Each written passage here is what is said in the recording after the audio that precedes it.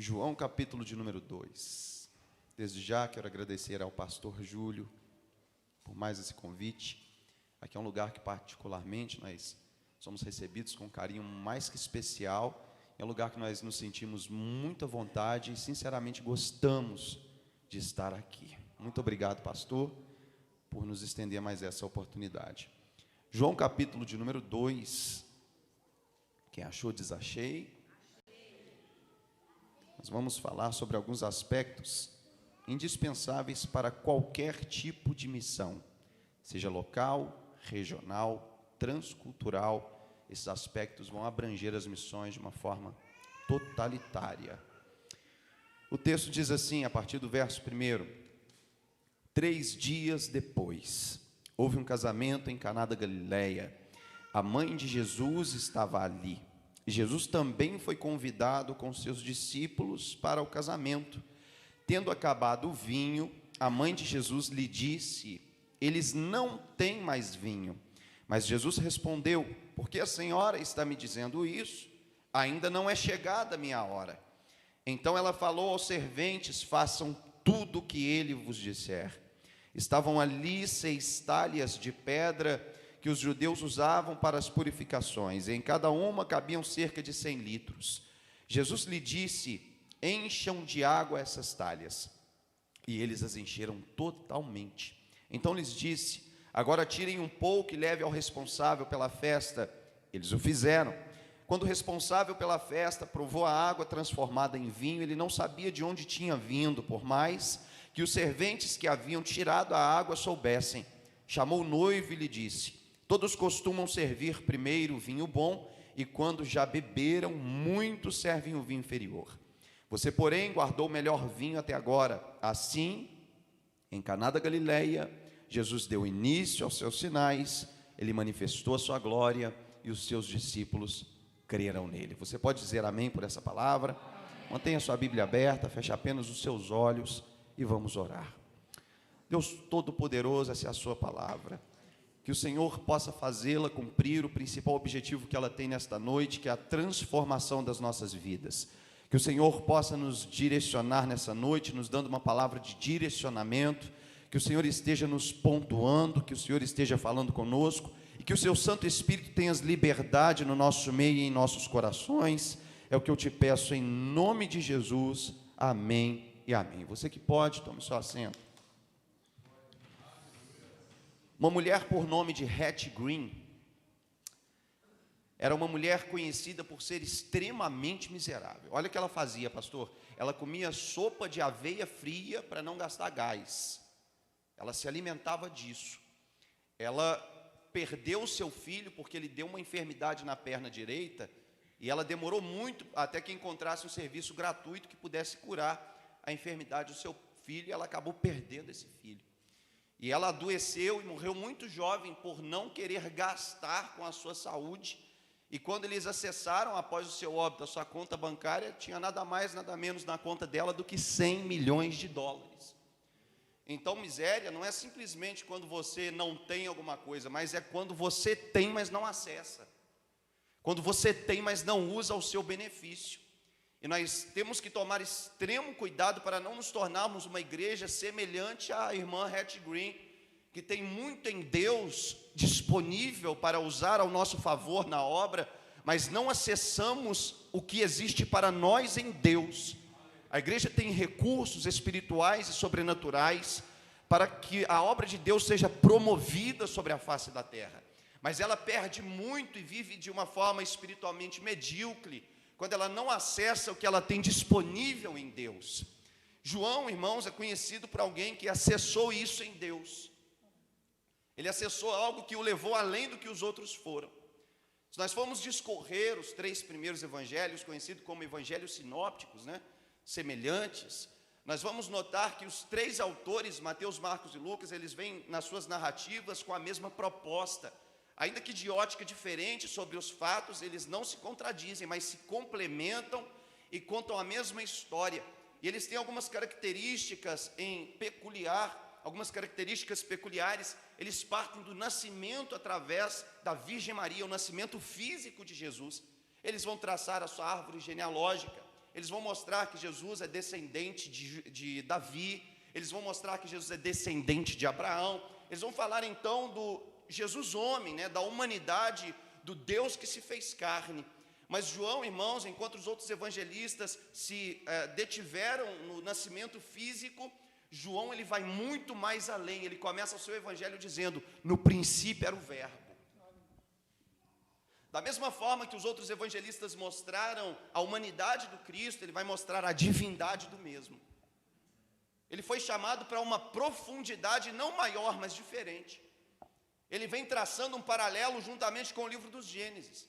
Da mesma forma que Moisés começa em Gênesis capítulo de número 1, dizendo que no princípio criou Deus os céus e a terra, João ele vem nessa mesma narrativa, dizendo que nesse mesmo princípio o verbo já era quem ele é, e que ele era Deus, e que ele estava com Deus, e que sem ele nada do que foi feito se fez.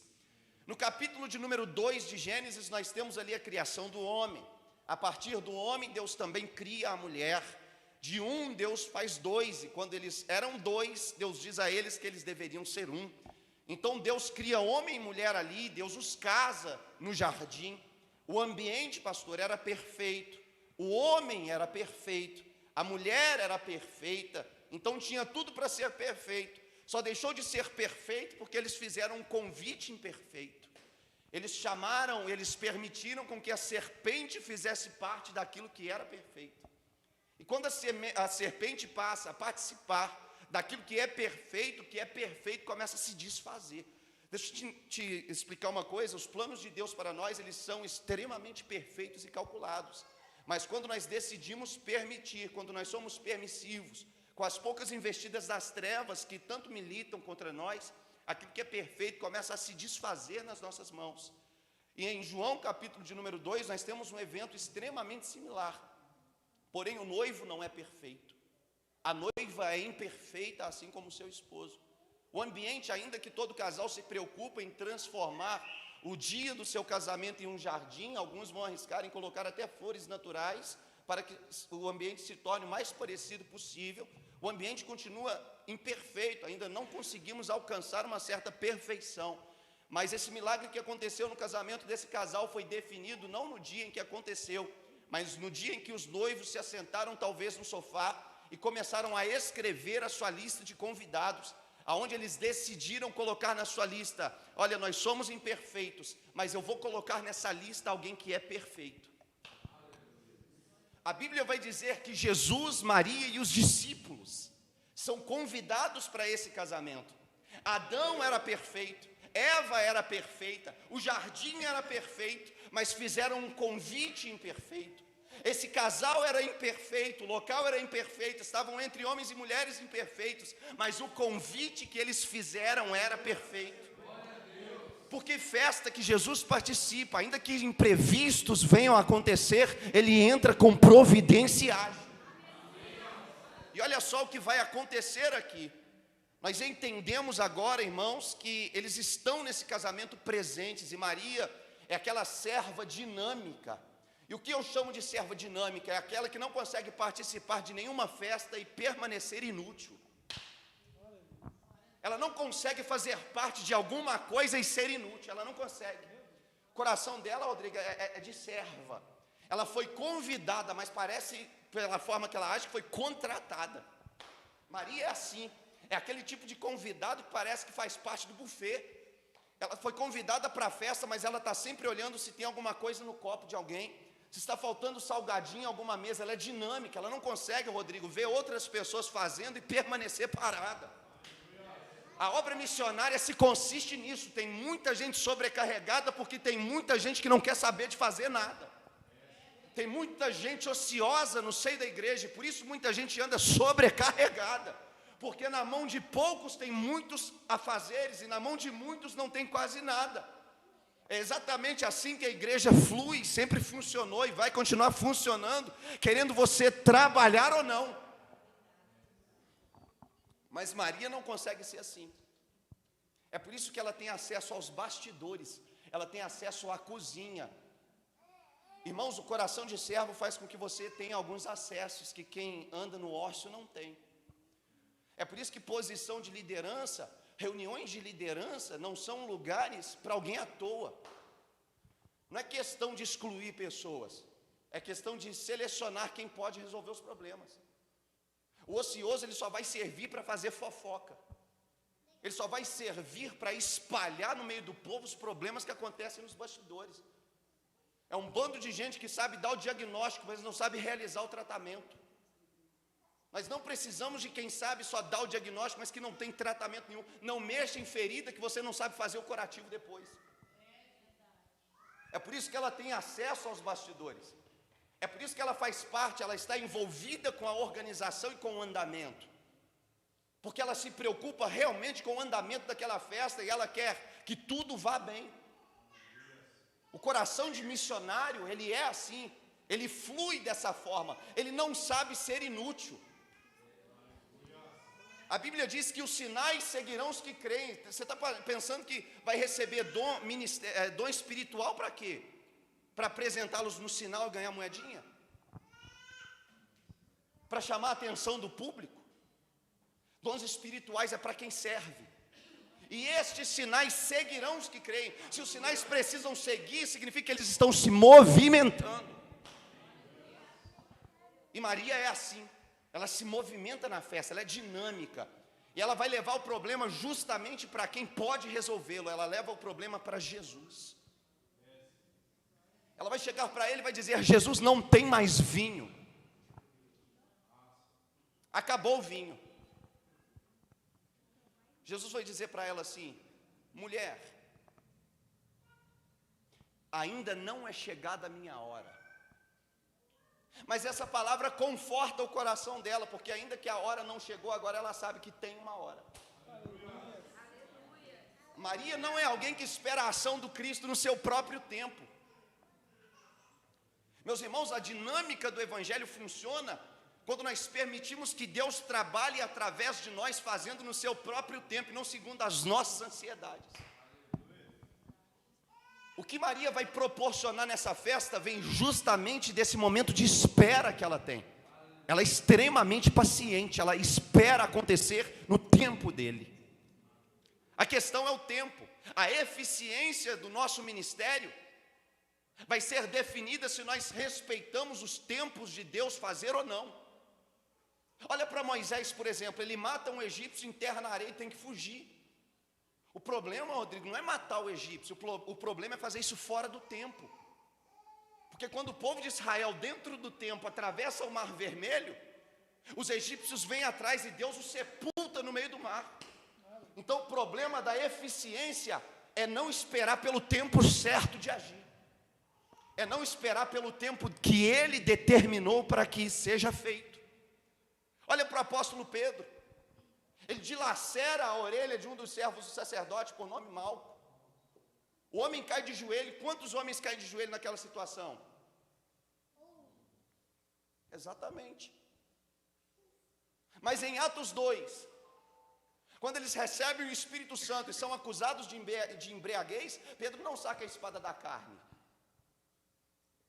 Porque agora ele não está mais fora do tempo, agora ele está dentro do tempo.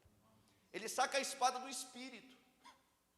E quando ele a usa, sabe quantos homens caem de joelhos? 3.000 homens.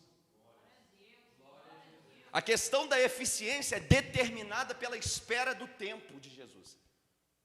E Maria agora, mediante a essa palavra de esperança, que mesmo que ela não sabe qual é o tempo, mas ela entendeu que existe um, ela vai pregar aos serventes da festa uma mensagem extremamente cristocêntrica, que vai mudar o rumo dessa festividade ali. Ela vai dizer aos serventes: olha, façai tudo o que ele vos disser. Ela vai, Rodrigo, estabelecer a centralidade do Cristo nessa festa. Porque por um momento foi dado a ela a atenção do público. E os serventes estão todos atentos nas palavras de Maria. Mas Maria não vai tomar a atenção do público para si. Mas ela vai direcionar a atenção do público para Cristo. Porque o nosso chamado não diz respeito a chamar a atenção do público para nós. Não, o pregador, o cantor, ele não foi chamado para receber atenção. Ele foi chamado para direcionar a atenção. Você não recebe atenção, você direciona a atenção para que ela é de direito. E quando Maria coloca Cristo no centro de todas as coisas, quando ela estabelece uma centralidade em Cristo nessa festa, os rumos dessa festa começam a ser definidos. Nós temos que entender que toda a nossa obra missionária deve ser extremamente cristocêntrica. Talvez nós pensamos em fazer milhares de tipos de métodos no propósito de atrair pessoas, mas deixa eu te dizer uma coisa: se Cristo não as atrair, nada mais vai. Os métodos podem servir para atrair, mas vão falhar na hora de transformar. E nós vamos entender isso nessa palavra. O vinho naquela época, irmãos, representava a alegria da festa e o término dele era um sinal. Pergunte qual sinal? Não, só vou falar se mais pessoas perguntarem. Pergunte qual sinal? Acabou o vinho, acabou a festa. Era um sinal aos convidados. Acabou o vinho, chegou a hora de ir embora, chegou a hora de dar tchau. Justamente isso. Mas é interessante que ela alega que o vinho já acabou. E Jesus diz: mas a minha hora ainda não chegou. O que Jesus está fazendo realmente é se demorando de propósito, e ele costuma fazer isso. Porque se ele não se demora, o Lázaro vai ser o Lázaro a quem Jesus curou, mas eu não quero que ele seja o Lázaro a quem eu curei. Eu quero que ele seja o Lázaro a quem eu ressuscitei. Mas para que isso aconteça, é necessário que eu aceite que as coisas às vezes precisam piorar para que eu venha tratar. Porque tem coisa em nós que Deus precisa podar para não ter que nos cortar. É o que ele está fazendo na festa, porque quando ele permite o término do vinho, aquelas pessoas que vieram pelo vinho vão embora. E só permanece no interior da festa quem tem consideração. Pergunte por quem? Pelo noivo e pela noiva. Vão ficar ali, pastor, umas poucas pessoas. E se você perguntar para elas: acabou o vinho, por que você não foi embora? Eu não fui embora porque eu não vim pelo vinho. O vinho naquela época representa, irmãos, o ambiente festivo, o coração alegre, o calor humano. E Jesus quer justamente com que o vinho acabe para que eles entendam que nem tudo se consiste em festa. A nossa geração é mais que refém de festividades, são espiritualidades baseadas nas muitas festividades. Nos sentimos avivados nos momentos eufóricos dos eventos que nós promovemos e acabamos nos tornando reféns disso. Mas Jesus vai mostrar que não é sobre eventos esporádicos, é sobre trabalho diário. Porque agora Jesus vai dar uma direção aos serventes. O texto começa nos dizendo que tinham 6 talhas de pedra na porta. Enquanto Maria viu o vinho acabando, a visão do Cristo, pastor, vai muito mais além do que a nossa visão. Quando todo mundo percebeu, o vinho acabou. E Jesus está, realmente, o vinho acabou. Mas alguém viu que a água das talhas das purificações também acabaram? Quando Jesus direciona a atenção não para o vinho que havia terminado, mas para a água das talhas, ele está mostrando que realmente o vinho acabou, porque eles já estavam embriagados, e já estava acontecendo naquela festa um entra e sai sem nenhuma purificação. É por isso que a igreja tem falhado muitas vezes em sua obra missionária, porque a sua pregação às vezes se transforma em hipocrisia, quando ela tenta impor aos perdidos um fardo que nem ela tem carregado. E quando ela não carrega, ela perde totalmente a autoridade de pregar sobre alguns aspectos. Quando nós falhamos na purificação, nós não podemos pregar sobre transformação. Só quem é transformado carrega ao povo o poder transformador. Nós somos transmissores da graça. O Senhor nosso Deus nos fez como carros que conduzem a graça do seu coração até o coração dos homens. Mas somente uma igreja que se purifica é capaz de tal. Jesus vai mostrar que para que o contexto da festa venha a ser transformado, eles precisam restaurar as águas da purificação que haviam se acabado. E é interessante que cada talha cabe pelo menos 100 litros de água, elas são extremamente pesadas. E as águas da purificação não poderiam ser qualquer água, tinha que ser uma água tirada direto da fonte. Talvez é por isso que o vinho acaba, porque eles precisariam de recipientes menores para irem até a fonte, buscarem água e encher as talhas. E o texto vai dizer que Jesus justamente dá essa ordem de encher as talhas. Vamos desmistificar esse texto aqui. O número 6 na Bíblia vem de forma extremamente proposital, é o número do homem. As talhas aqui, pastor, representam corações vazios. A água extraída direto da fonte representa a palavra, a qual os serventes tinham o trabalho de buscar água na fonte e levar até as talhas vazias. E esse trabalho contínuo de encher a talha vazia é o nosso trabalho diário. Jesus transformou aqui, irmãos, o ambiente festivo em um ambiente de trabalho. É necessário que nós venhamos, irmãos, ter mais atenção no trabalho diário do que nas festas esporádicas. É o trabalho diário que define o nosso crescimento espiritual. Não é às vezes que você visita um restaurante chique que determina a sua nutrição, mas é o arroz com feijão que você come dia após dia. É o trabalho diário que vai contribuir, corroborar, colaborar com o crescimento da igreja de Cristo e com a progressão do evangelho sobre a face da terra. Não é sobre muitas festas, é sobre trabalho, não é sobre aquilo que você faz em público, é sobre o desfecho da sua história no secreto.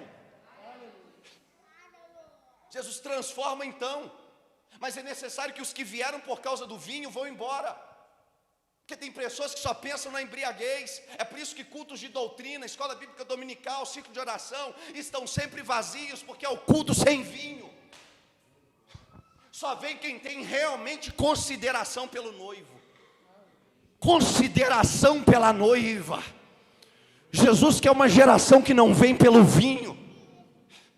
Irmãos, quem gosta do vinho tem que ir para esses ministérios neopentecostais, que só querem corinho de fogo 24 horas por dia, rodopio, giro e zero de Bíblia.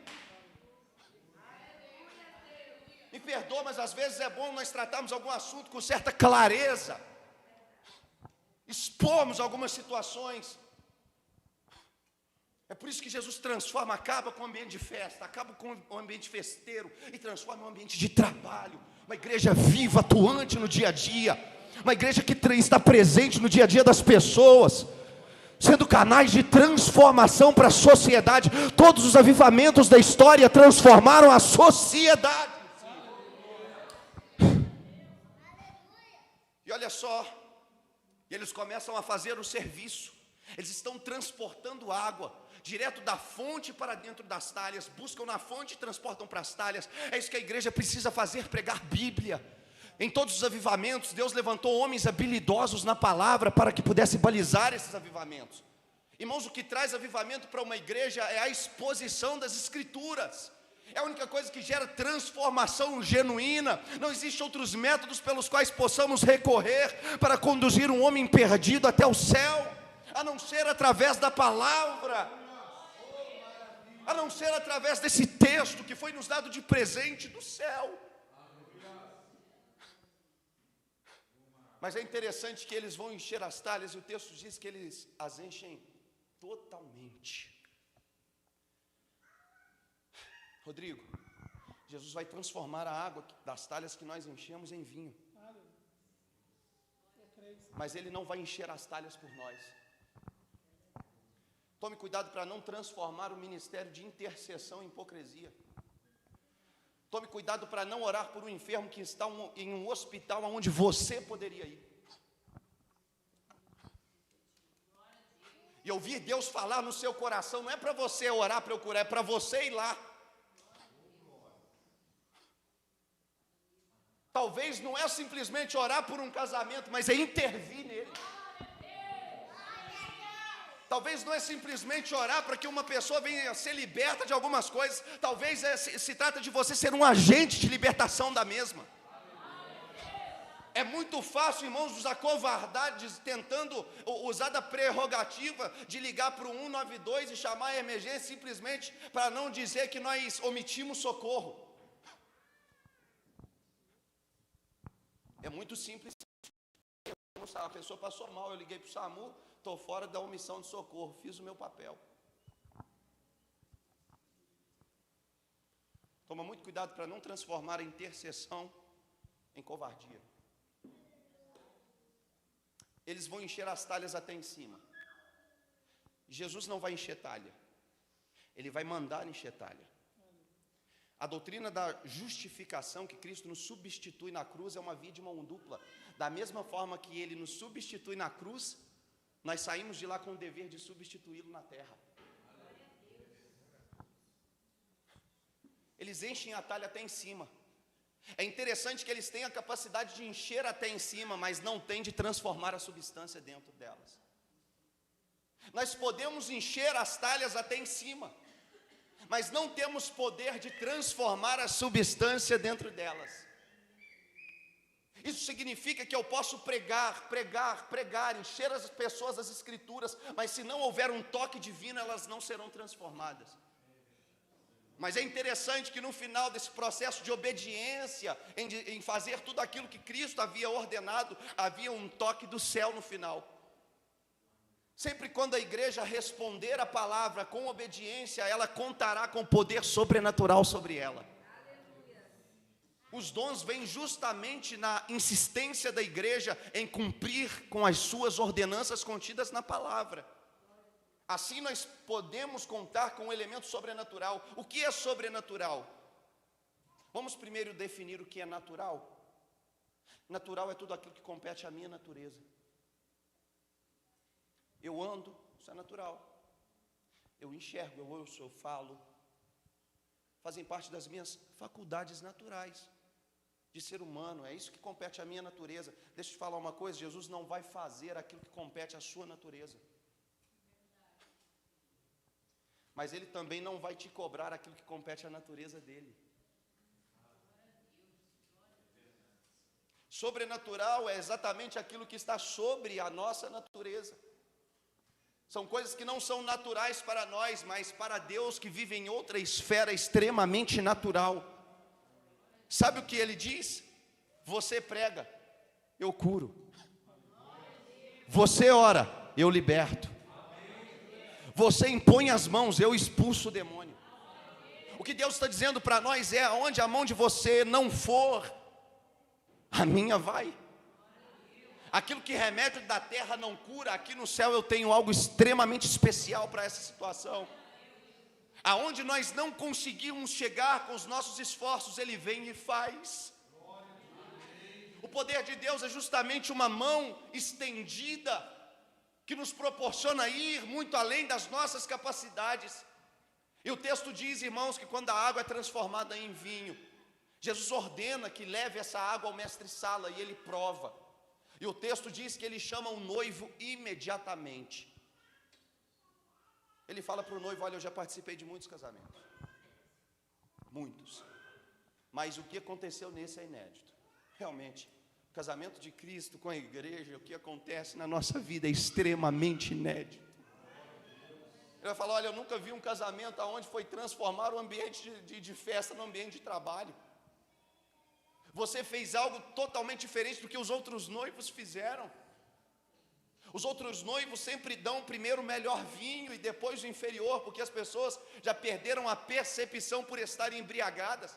Talvez seja por isso que se esqueceram das talhas das purificações, por causa da embriaguez. Porque uma igreja que se embriaga nas muitas festas se esquece dos momentos de pureza. E o mestre-sala está falando a verdade. E talvez o noivo somente no seu subconsciente pensa: mas eu fiz isso, eu também não sei o que aconteceu. Meus irmãos, esse texto é extremamente profético. Esse texto aponta para os Gênesis, no princípio. Esse texto aponta para os dias que ele aconteceu, o desfecho dessa história em si. Esse texto aponta para nós, nos nossos dias. E esse texto aponta para o Apocalipse. É muito interessante, Rodrigo, que o melhor vinho sendo dado no início desse casamento representa o primeiro sangue derramado, dos mártires. O melhor vinho fora derramado no início da festa. É interessante que à medida que os anos vão passando na história da igreja, Após 325 depois de Cristo, quando o cristianismo é inserido como religião oficial em Roma, e eles começam com as práticas de sincretismo religioso, eles vão cristianizar elementos pagãos. O vinho inferior começa a ser oferecido, e vai se dando o vinho interior. E sabe qual é o grito dos pré-reformadores, dos reformadores? Acabou o vinho! É justamente isso que os pré-reformadores e reformadores gritam: acabou o vinho. Eles transformam o ambiente festivo em um ambiente de trabalho, Rodrigo, e começam a ir direto na fonte, e começam a encher as talhas. Vão na fonte e enchem as talhas, vão na fonte e enchem as talhas. E é por isso que o melhor vinho é deixado para agora, para a nossa geração, para a igreja da última hora. É justamente o que o mestre Salles está dizendo: você deixou, noivo, o melhor vinho para a última hora, diante dos tantos trabalhos, diante do braço missionário que a igreja tem estendido sobre a face da terra. Você vem e dá um toque sobrenatural sobre tudo que o seu povo tem feito. Jesus finaliza muito bem o serviço dos seus serventes. Nós enchemos a talha até em cima, e Ele transforma a substância dentro delas. Sempre será assim. Pregue a palavra de forma insistente. E deixa eu te dizer uma coisa, o verso 11 agora vem dizendo: assim Jesus deu início. Deixa eu te dizer uma coisa: quando você encher as talhas até em cima e Ele transformar em vinho, ainda é só o começo do que Ele pode fazer na sua história. O texto diz que Ele manifestou a sua glória, e os seus discípulos creram nele. Fique sobre os seus pés, por favor. Meus irmãos, que Ele possa acender nos nossos corações essa chama ardente do coração de Maria, de se preocupar em ministrar diante dos serventes, diante dos servos, uma mensagem cristocêntrica. Que nós venhamos ser servos como ela, que quando teve a oportunidade de ter a atenção do público nas mãos, não tomou atenção para si, ela não quis os holofotes, mas ela deu direção àquela atenção. Ela direcionou aquela atenção diretamente para Jesus, ela direcionou a atenção diretamente para quem a atenção é de direito. É uma pregação cristocêntrica, é uma exposição cristocêntrica que nos conduzirá ao avivamento. Quando nós começarmos a expormos o Cristo, quando nós começarmos a pregar sobre Ele, quando as pessoas vierem a conhecê-lo através das nossas vidas, quando as pessoas olharem para nós e enxergarmos Cristo através de nós.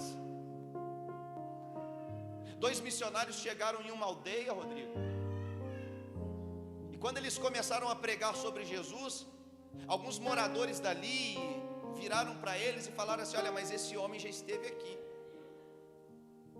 Os missionários disseram: mas como que esse homem esteve aqui? Esse homem morreu tem 2000 anos, ele ressuscitou, está num alto e sublime trono hoje. Como que ele esteve aqui? Não, ele esteve aqui, e a gente tem uma foto dele.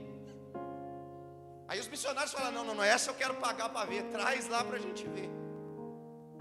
Aí na hora que trouxe a foto de um homem lourinho, baixinho, franzino, aqui ó, é esse homem.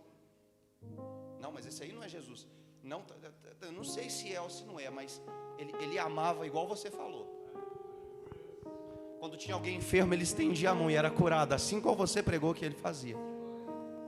Aquele missionário foi confundido com Cristo. As pessoas precisam enxergar Cristo em nós, porque não somos donos da atenção, temos que saber bem direcionar a atenção, com o coração de servo. Não seja inútil na obra. Não permita que a obra aconteça sem você. Ela vai acontecer se você não quiser. Irmãos, a obra acontece sem mim. A obra acontece sem você. Deus não precisa de nós, mas Ele conta conosco. Ele conta com você. Feche os seus olhos. Deus Todo-Poderoso, eu sei que essas palavras são insuficientes para transformar a substância dentro das talhas, Mas estamos aqui, ó Deus, como talhas que também receberam essa água diretamente da fonte, que é a sua palavra. E precisamos de um toque do céu sobre as nossas vidas, para que o nosso interior seja transformado, para que a nossa natureza seja aperfeiçoada. Que o Senhor, em nome de Jesus, possa nos guiar pela estrada da vida, sem negligenciarmos os propósitos que o Senhor tem para cada um de nós. Eu quero orar agora, Senhor, por aqueles que têm propósito do céu sobre a vida, mas têm negligenciado. Talvez se encontre enfraquecido, talvez está espiritualmente miserável, sabe tudo que tem espiritualmente disponível para ser usado, mas não acessa a sua natureza, não toma aquilo que lhe é disponível. Que o Senhor possa nos ungir, que o Senhor possa nos capacitar de forma sobrenatural, que nós venhamos cumprir o seu ID com eficácia, eficiência, que nós venhamos ser servos dinâmicos e não servos prostrados.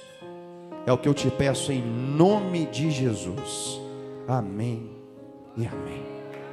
És fiel em todo tempo,